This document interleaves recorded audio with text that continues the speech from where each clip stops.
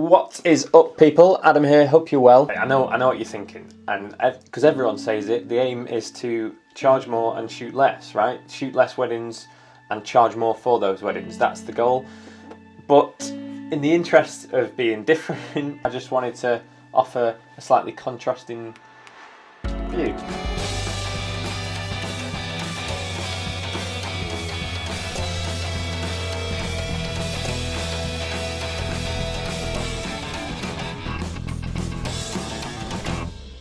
Everyone watching this is at different stages in their career, and I know there's going to be a lot of you watching this that are just starting out and that would love to be shooting more weddings, and absolutely you should go for it. But the prevailing advice, what's considered successful in the wedding videography world, is to be shooting less weddings and charging more for them. The appeal is obvious. To be shooting, if you could earn the same amount of money from shooting 15 to 20 weddings as you could from shooting 40 weddings a year. You know, for a lot of people that is the goal, to get there and spend more time doing personal stuff, family stuff, etc. I get the appeal, it's a good business model, I'm not knocking it. But I just wanted to give it a slightly different view. Some of you will know that I shoot what generally considered a lot of weddings. Not counting my first year in which I shot like maybe 15 weddings. For the last 2 years I've shot 50 weddings, just under 50 weddings last year. I've got just over 50 weddings this year. I aim for 50 weddings a year, and it depends on what your perspective is, but a lot of people I speak to think that's a lot of weddings, and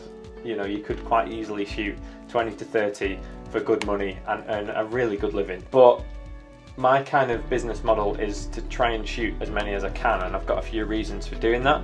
The first reason I shoot so many, or the first advantage to shooting more weddings per year, is no one else is doing it. You know, everyone is striving to shoot less and charge more. In an industry that's becoming more and more saturated, you can really stand out by being that person that shoots more and becomes known for shooting more weddings, which ties into my second point, in that it will build you more recognition within the industry or amongst, you know, other wedding suppliers. When I meet up with other videographers and in the Facebook groups, in this community, if anything, I'm kind of known as the guy that does do a lot of weddings.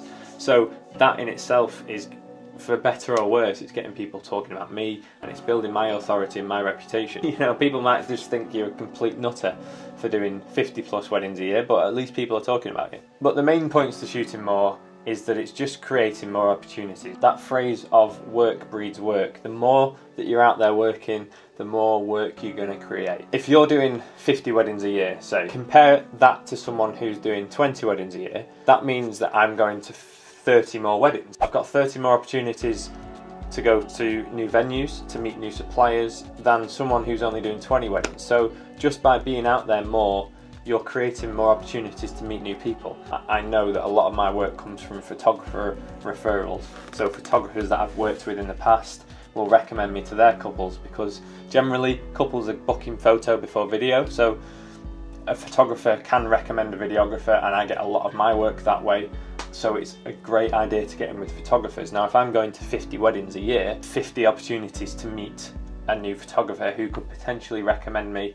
Every new venue that you go to is another opportunity to get in with them, and you know, venues can recommend you. You could get on wedding fairs or wedding open days. Another big one I've noticed is wedding planners as well, because there's a reputation with wedding planners that you kind of meal ticket to bigger budget weddings, higher end clients, destination weddings. So the more weddings that you're doing per year, the more opportunities you've got to potentially work with wedding planners. You meet one wedding planner in the whole year, but then that wedding planner recommends you for a destination gig the year after, and that's a connection that you've created that you wouldn't have had if you'd not taken on that extra wedding, because you're already doing 30 in your capacity. You know, because you're doing more weddings, you've got more clients, you've got more brides and grooms, and you've got more happy brides and grooms that could recommend you, that could have friends getting married, that's going to lead to more work. And again, the more that you're doing, the more chance you've got to create those opportunities. And then the last one, now on my website I have like my showcase film, my portfolio on my website, my showcase films.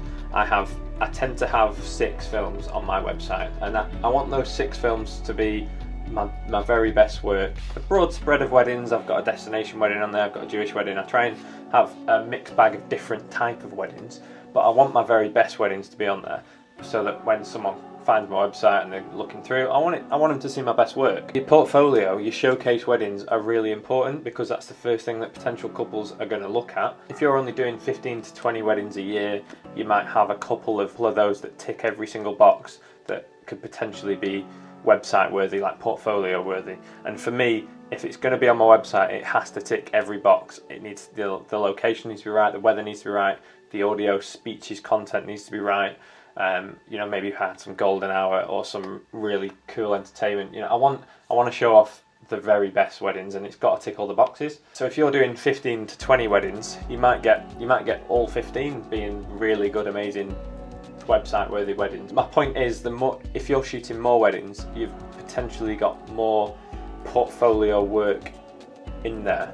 You know, it just becomes a numbers game. The more that you're physically out shooting, the more potential showcase, like amazing portfolio weddings that you're going to have to put on your website. It's just been my whole philosophy, my kind of approach, my business model, working more, having my face out there as much as possible, because the more people that see me out working, the more weddings I do, the more suppliers that are going to get to know me, the more brides and grooms that are going to get to know me, the more my work gets out there, the more it's going to bring in.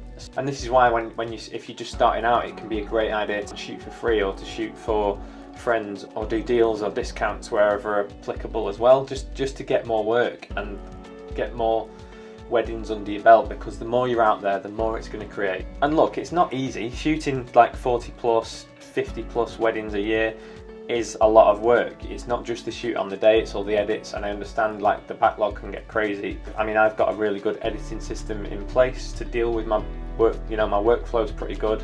I can deal with the backlog. I don't have children or any of those kind of commitments that a lot of people do, and I sure as hell would be doing as many weddings if I did.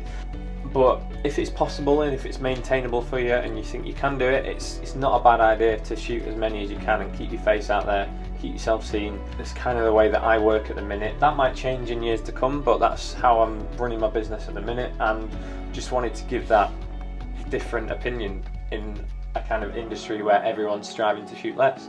But yeah, let me know what you think. See, this is a bit of a rambly one, but I'd love to turn it into a discussion, so let me know what you think. As usual, hit up the comments, like if you liked it. If you know someone that needs to see it, share it about, and like and comment and subscribe and all of that stuff. I'll see you in the next one.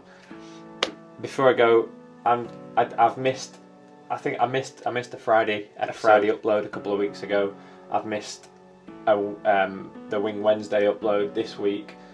Howard's away on holiday at the minute, so he's tricky to pin down and shoot a video with him, and I've been slacking on the Friday uploads. I'm busy, it's wedding season, I've got a lot of weddings, a lot of edits to do. I'm not making excuses, but I'm certainly not taking you guys for granted, and I do want to acknowledge that I know I've missed an episode or two. I potentially might miss another episode or two going forward into the next few weeks because I'm that busy. I'm going to try and upload as often as I can. So your support and love, as ever, is very much appreciated, and I hope you are continuing to enjoy the videos and the channel. And yeah, I will see you in the next one.